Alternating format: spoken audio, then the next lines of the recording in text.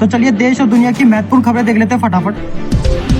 Supreme court ने पंजाब सरकार को 31 दिसंबर तक किसान नेता जगजीत सिंह डल्लेवाल को अस्पताल में भर्ती कराने का आदेश दिया। डल्लेवाल 33 दिनों से आमरण अनशन पर हैं, जिससे उनकी सेहत बिगड़ रही है। कोर्ट ने किसान नेताओं और सरकार को फटकार लगाई। किसान एमएसपी सहित 13 मांगों पर आंदोलन कर रहे हैं और 30 दिसंबर को पंजाब बंद का आह्वान किया है।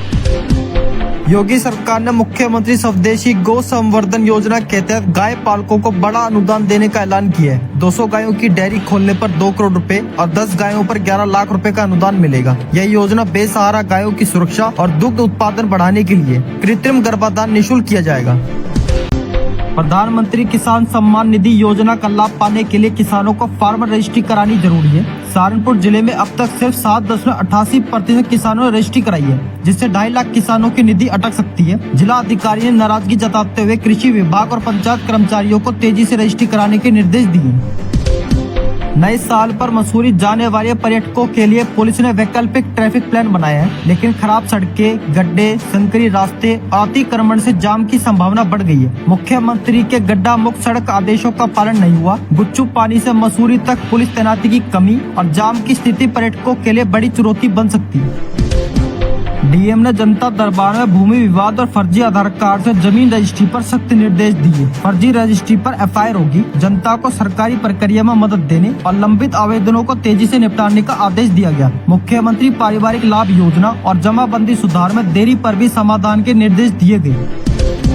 बिहार के गोपालगंज जिले में NH-27 पर 2750 मीटर लंबा एलिवेटेड कॉरिडोर मार्च 2025 तक तैयार होगा। 184.90 करोड़ की लागत से बन रही यह कॉरिडोर जाम की समस्या को कम करेगा और दियारा इलाकों के गन्ना किसानों को राहत देगा। फ्लाईओवर, 2 लेन सड़क, अंडरपास और नालों का निर्माण अंतिम चरण में है।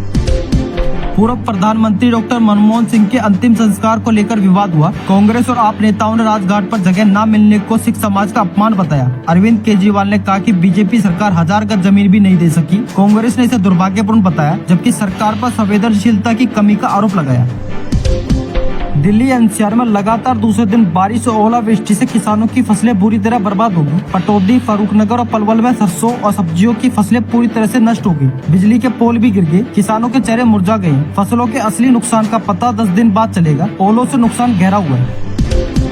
इजरायल ने यमन से दागी गई बैलिस्टिक मिसाइल को नाकाम किया, जिसके लिए पहली बार अमेरिका के थार्ड मिसाइल डिफेंस सिस्टम का इस्तेमाल किया गया। यह मिसाइल ईरान समर्थी हूती विद्रोहियों द्वारा दागी गई थी। थार्ड प्रणाली छोटे और मध्यम दूरी की मिसाइलों को नष्ट करने के लिए डिजाइन की गई है और इससे इजरायल पर हुए 5वें हमले को रोका गया।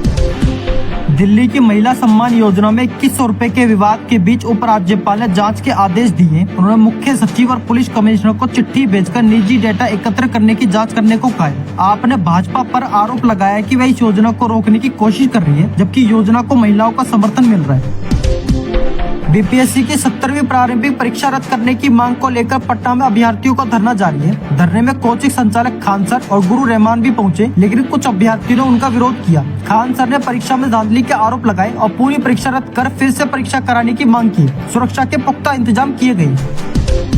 नवंबर में केंद्रीय राष्ट्रीय ड्रग परीक्षण प्रयोगशालाओं में 111 दवाइयों के नमूने जांचे गए, जिनमें से 41 दवाइयां मानक गुणवत्ता NSQ से बाहर पाई गई। इनमें से 2 दवाइयों को नकली बताया गया। इन दवाइयों में 1 या अधिक गुणवत्ता मानकों में विफलता पाई गई। सरकार नियमित रूप से ऐसी दवाइयों की पहचान कर उन्हें बाजार से हटाती है। दिल्ली में हुई बारिश से प्रदूषण का स्तर कम हो गया है और ग्रेड 3 की पाबंदियां हटा दी गई। इससे पहले ग्रेड 4 की पाबंदियां भी हटा दी गई थी। पिछले महीने प्रदूषण का स्तर बहुत बढ़ गया था, जिससे लोगों को सांस लेने में परेशानी हो रही थी। बारिश से अब वायु गुणवत्ता AQI में सुधार हुआ है। फटाफट बुलेटिन में आज बस इतना ही। मिलते हैं अगली वीडियो में। अगर आपको वीडियो पसंद आई तो इसे लाइक करें, शेयर करें और चैनल को सब्सक्राइब करना ना भूलें। धन्यवाद।